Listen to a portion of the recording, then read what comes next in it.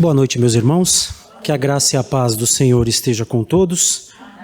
Quero dizer que para mim é um grande privilégio poder estar debutando no púlpito, no culto à noite, mas, como é de conhecimento de alguns, não é a primeira vez que eu prego, na igreja.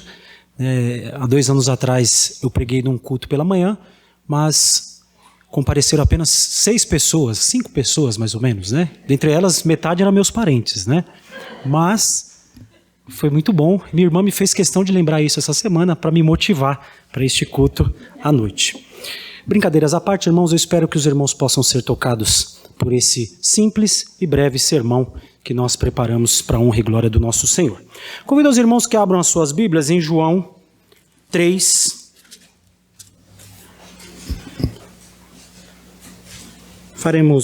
Eu farei a leitura do versículo 1 até o versículo 15. Estaremos falando sobre novo nascimento.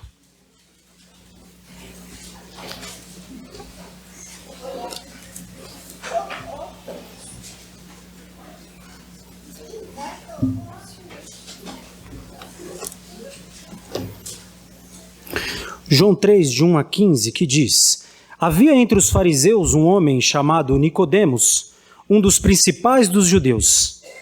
Este de noite foi ter com Jesus e lhe disse: Rabi, sabemos que é mestre vindo da parte de Deus, porque ninguém pode fazer esses sinais que tu fazes, se Deus não estiver com ele.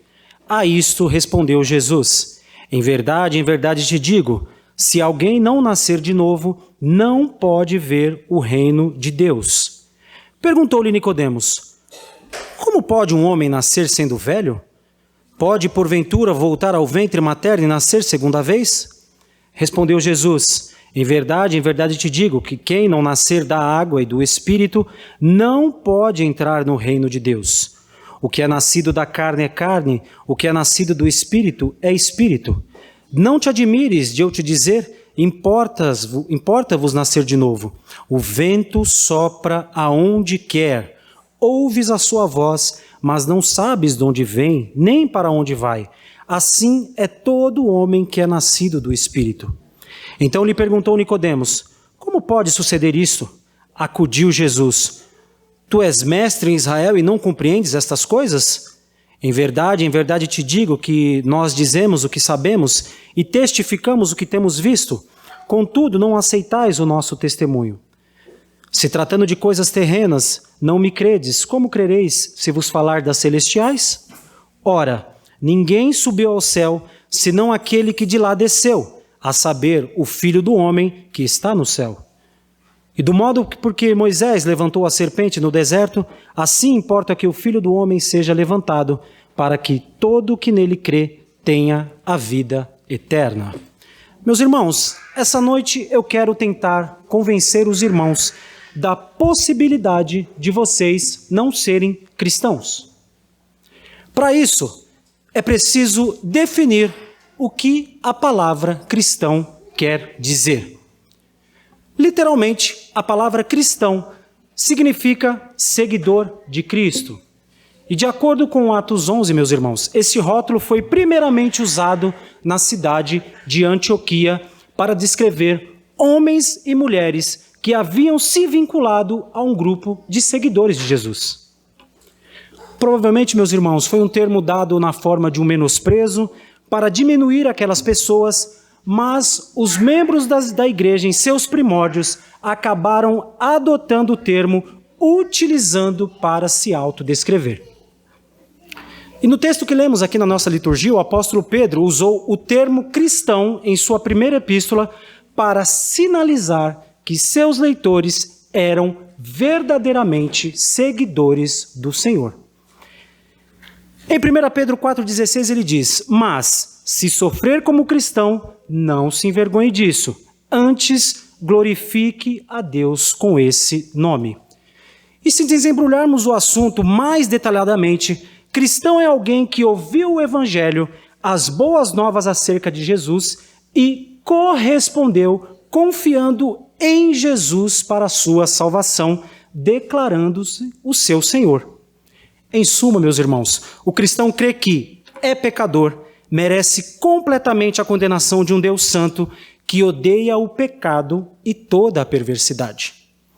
Que Deus, em sua infinita misericórdia, assumiu a forma humana na pessoa de Jesus e viveu a vida perfeita de obediência a Deus que nós devemos viver. Que ele ofereceu a sua vida na cruz para pagar a penalidade pelos nossos pecados e ressuscitou dentre os mortos em vitória e glória como o Rei prometido de Deus. E qualquer um que se volta a Jesus em arrependimento e fé é completamente perdoado e adotado na família de Deus. Porém, meus irmãos, de uma forma muito triste, parece que o termo cristão acabou se esvaziando em seu significado. Hoje, utilizamos o termo cristão como um adjetivo para descrever toda a sorte de coisas que muito pouco tem a ver com seguir a Cristo. Querem um exemplo? Um atacadista que destaca em sua loja artigos para cristão para alcançar um público-alvo um público numeroso, um público-alvo no qual ele quer ganhar um pouco mais de dinheiro. Comunidades evangélicas ou até igrejas que se utilizam de atividades mundanas, mudando o nome para cristão, como se o simples fato de mudar aquela atividade como cristão desse um ar mais santo para aquilo. Baladas gospel, festas juninas gospel. E não podemos deixar de destacar, e se tratando de ano de eleição, da nossa classe política, que utiliza a bancada evangélica, né, se auto-intitula como bancada evangélica, e utiliza do termo cristão para que possa também alcançar um público para angariar mais votos. Mas sabemos que de cristão poucos têm. Também usamos o termo, meus irmãos, para incluir pessoas famosas que foram criadas na cultura igrejeira ou começaram as suas atividades musicais na igreja e dizemos, olha só, fulano famoso começou na igreja, olha só que interessante, que lindo, talvez ele conheça um pouco da palavra do Senhor. Mas quando os shorts começam a diminuir muito ou a vida dessa pessoa começa a ficar intoleravelmente pecaminosa, nós chegamos à conclusão que talvez aquelas pessoas não fossem tão cristãs assim. Então, meus irmãos, o que significa ser um cristão? Poderíamos fatiar essa maçã em várias maneiras, mas para o propósito do sermão dessa noite, gostaria de definir que cristão é alguém que recebeu o novo nascimento como um presente da graça de Deus. E aí eu quero fazer uma pergunta para os irmãos. O que é o novo nascimento? Jesus fala do novo nascimento. E para isso vamos destrinchar o texto que lemos inicialmente. E nesse texto nos deparamos com dois personagens distintos. De um lado, Nicodemos e do outro, Jesus. Nicodemos, mestre, um profundo conhecedor da lei. E do outro lado, Jesus, o Messias, o Cristo reencarnado.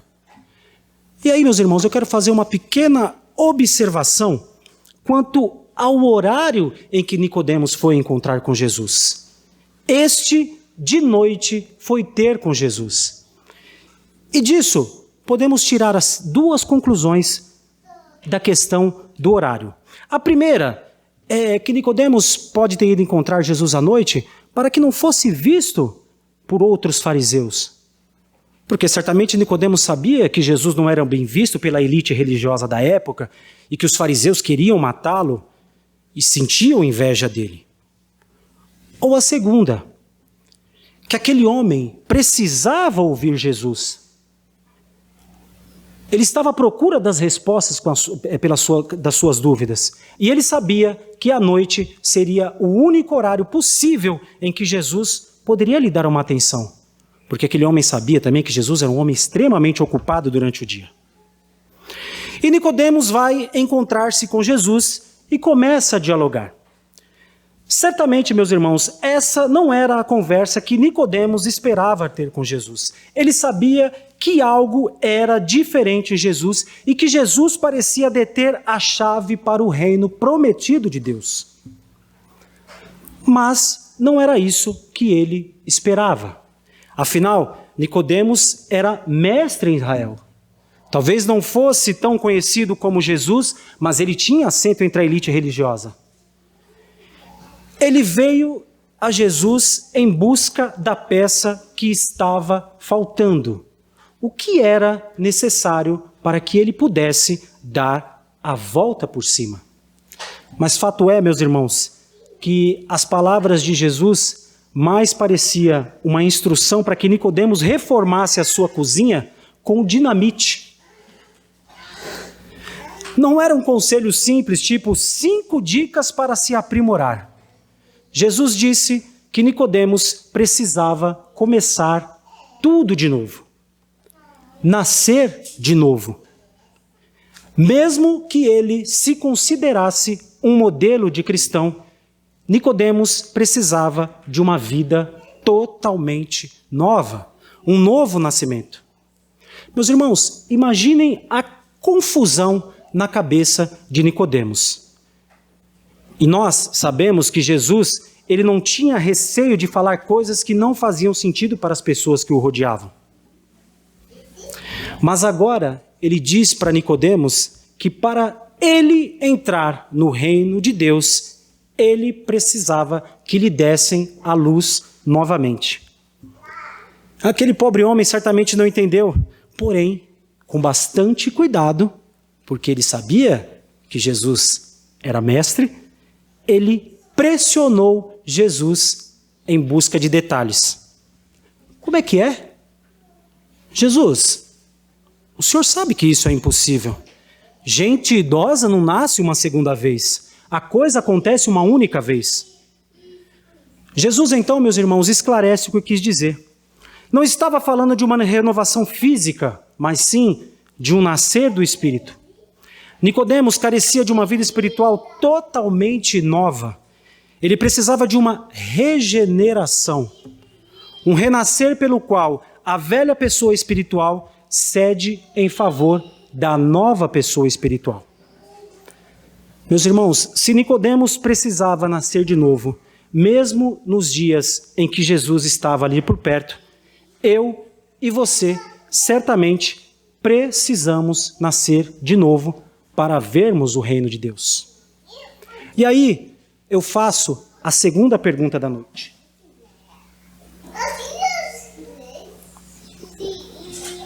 Por que é necessário um novo nascimento? Há 2 coisas, meus irmãos, que Nicodemos deveria ter percebido. A primeira é que, no Antigo Testamento, a Bíblia, no qual ele tinha acesso à época, fala de todo o ser humano vivendo em estado espiritual terrível. Juntando as peças do quebra-cabeça, o quadro é tenebroso e desesperador. Nós não nos encontramos espiritualmente feridos, meus irmãos. Estamos espiritualmente mortos. A questão não é apenas que não estamos dispostos a agradar a Deus. Somos incapazes de agradar a Deus. Não somos bons para Deus. Estar aqui essa noite não é um favor que fazemos para Deus. Nós somos incapazes de agradar a Deus. Segundo, meus irmãos, Nicodemos deveria saber a partir do Antigo Testamento que Deus prometera solucionar esse terrível problema. Deus não se limita a mostrar a nossa desprezível condição, nos deixando ali sem solução. Ele promete intervir e nos salvar, como ele fez.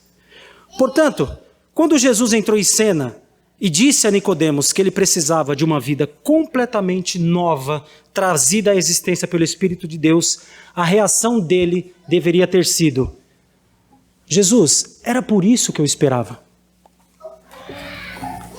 Era isso que eu precisava ouvir. Era essa peça que estava faltando. Era essa dúvida que eu precisava que o Senhor me tirasse. E aí, meus irmãos, eu faço a terceira pergunta. Como é que obtemos o novo nascimento? Não foi isso que Nicodemos pensou. Certamente Nicodemos, ele estava esperando alguma regulagem espiritual, algo simples. Talvez ele esperasse que Jesus olhasse para ele e falasse: olha, você é mestre, conhecedor da palavra, um crente, está todos os domingos na igreja, você não precisa de nada. Você já alcançou a vida eterna. Você é perfeito nas suas atitudes. Você é mestre. Mas, meus irmãos, Jesus descreve nada mais, nada menos do que uma cirurgia cardíaca invasiva, o que deixou Nicodemos completamente confuso. Repare, meus irmãos, que Jesus precisou dizer a ele: não te admires. É como se Jesus tivesse que dar um jeito no queixo caído de Nicodemos. Na hora em que ele fale essas palavras, Nicodemos deve ter ficado ali olhando com a boca aberta sem entender o que Jesus estava falando, porque aquilo não entrava em sua cabeça. Nicodemos não conseguiria nascer de novo por sua própria iniciativa. E Jesus deixou isso muito claro para ele, que isso era tarefa do Espírito de Deus. E que o Espírito de Deus agiria totalmente com o seu próprio prazer. O vento sopra aonde quer. Deus salva a quem Ele quer. A salvação, meus irmãos, não depende da gente. Não é pelos nossos esforços. O vento sopra aonde quer. A má notícia, meus irmãos, é que Nicodemos enxergou com clareza que ninguém pode se auto-presentear com esse novo nascimento. Isso é absolutamente impossível. Mas a boa nova é que Jesus passou bastante tempo explicando durante o seu ministério, é que ele havia vindo para tornar algo extremamente impossível em algo possível. Através de sua vida, morte e ressurreição. Jesus, através desses 3 itens que eu acabei de dizer, assegurou a vida eterna ao seu povo. Deus, em sua misericórdia, aplica a obra de Jesus em nossa vida, dando-nos vida através do seu Espírito. Meus irmãos, somos regenerados. A regeneração é um ato unilateral de Deus. É Deus quem realiza essa obra misericordiosa. Deus nos torna vivos. Nós simplesmente recebemos este presente. E aí eu faço a 4ª e última pergunta. Qual o resultado de nascer de novo? Quando Deus realiza a sua maravilhosa obra de regeneração em uma pessoa espiritualmente morta, isso gera resultados. A Bíblia, meus irmãos, chama esse resultado de conversão. O dom de Deus do novo nascimento sempre produz efeito em nossa vida. Ele nos transforma, converte o nosso coração, transforma a nossa forma de viver em outra forma de viver. O Espírito Santo nos vivifica e nos presenteia com fé, com amor por novas coisas e com novos desejos. Ele efetua em nós uma transformação e faz com que voltemos as costas ao nosso amor pelo pecado. E nos voltemos a Cristo em total confiança e fé. E aí eu faço a importante pergunta: como você pode saber se é nascido de novo? A regeneração, meus irmãos, afinal, ela não é espalhafatosa. Você não vai levantar agora da sua cadeira e começar a falar línguas estranhas porque você se converteu. Ou você não vai levantar aí do banco e vai começar a fazer aviãozinhos em volta da igreja e dizer que se converteu. A regeneração não vem escrita em letreiros e neon na sua testa. e nem costuma nos dar uma auréola, como vimos nos desenhos, né? Os anjinhos que recebem as auréolas. E ela também não nos confere superpoderes e habilidades ímpares para resolvermos os nossos problemas.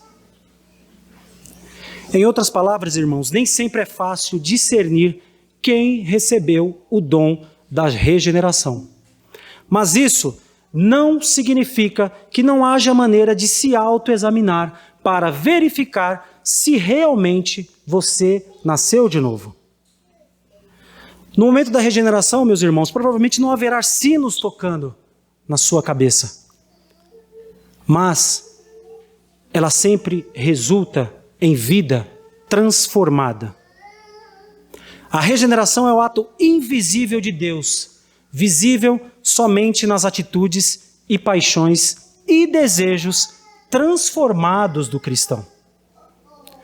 O Espírito, meus irmãos, sempre gera fruto na vida das pessoas que ele vivifica.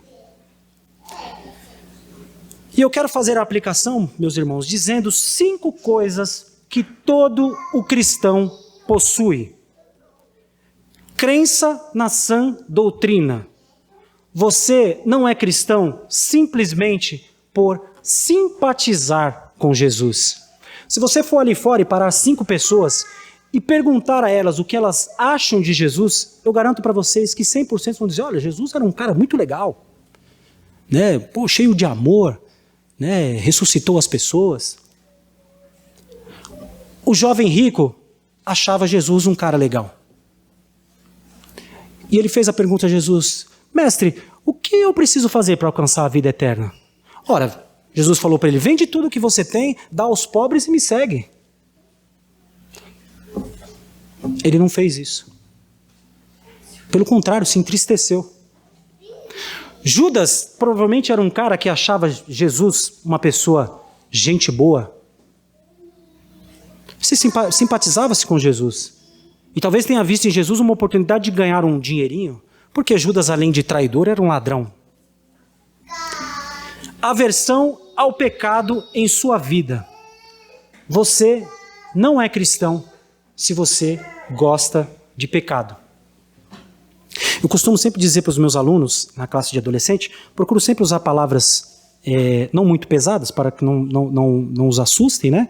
Porque são adolescentes. Então eu digo a eles, olha, se você comete pecado e a sua mente não te acusa, e aquilo não faz um efeito nenhum na sua vida, aquilo não te deixa preocupado, olha, eu quero dizer que você, adolescente, está perdendo tempo, porque provavelmente o fogo do inferno o espera. Meus irmãos, o crente, ele não curte o pecado. O crente, ele é regenerado e transformado. Ele pode pecar, lógico, nós somos pecadores. Mas nós sabemos que Deus nos perdoa. E é isso que nós buscamos. Perseverança ao longo da vida. Você não é cristão se não persiste na fé. Meus irmãos, todos nós somos passíveis de problemas em nossa vida. Todos nós temos dificuldades. Mas o cristão, ele passa por dificuldade sabendo que a vitória vem. O cristão, ele não vive reclamando da vida que ele tem, dos problemas que ele tem. Ele entrega os seus problemas a Deus. Amor pelo próximo. Você não é cristão se não se importa e não se preocupa com outras pessoas. Eu poderia pedir para vocês olharem para a pessoa do lado de vocês e falar que ama, que as ama. Não vou fazer isso, né, gente? Pode ficar tranquilo. Mas amar as pessoas que estão do lado de vocês é fácil. É difícil para nós amar as pessoas que nós não conhecemos. A Bíblia fala que se seu irmão estiver passando por necessidade, eu não lembro bem o texto, né? Caminhe com ele e dê a sua capa a ele. O crente, ele deve amar o seu próximo, assim como Jesus nos amou. Estar livre do amor pelo mundo. Você não é cristão caso as coisas do mundo tenham para você maior valor do que Deus. Mais uma vez eu quero lembrar os irmãos do jovem rico, que amou muito mais as riquezas do que a Jesus. Meus irmãos, Deus é o foco principal das nossas vidas. Se você ama outras coisas mais do que a Deus, você está pecando, está errado. Deus ordenou que nos examinássemos para confirmar se estamos na fé. Meus irmãos, esses 5 itens compõem parte do critério pelo qual podemos nos julgar. Para o cristão, portanto, a pergunta mais importante é: eu possuo fruto que evidencia um novo nascimento na minha vida? E eu quero concluir, meus irmãos, dizendo uma frase do evangelista inglês Leonard Ravenhill, que disse: o maior milagre que Deus pode fazer nos dias de hoje é tirar um homem profano de um mundo profano, tornar esse homem santo e então colocá-lo de volta naquele mundo profano, fazendo permanecer santo. Deus é a causa da nossa salvação. Não temos dúvida disso, meus irmãos. Não há como se salvar por boas obras ou o esforço árduo. No último dia, meus irmãos, nada mais importará. Se você não nasceu de novo, você não entrará no reino de Deus. Não vai fazer diferença se seu pai ou sua mãe era cristão, se você tinha cargo na igreja, se você era um oficial da igreja, presidente de sociedade, ter nascido ou frequentado a igreja durante todo o tempo da sua vida. Nada disso importará se você não nascer de novo. Meus irmãos, eu não sei se Nicodemos obteve o novo nascimento. A Bíblia não nos fala. Mas eu creio que esse diálogo com Jesus deve ter feito uma transformação muito grande em seu coração. Provavelmente ele não saiu a mesma pessoa daquele encontro. Confesse a Deus, meus irmãos, a verdade que você é um pecador completamente merecedor da justa ira de Deus. E se você ainda não nasceu de novo, peça a Deus que lhe dê essa nova vida agora. Que a graça e a paz do Senhor esteja com todos.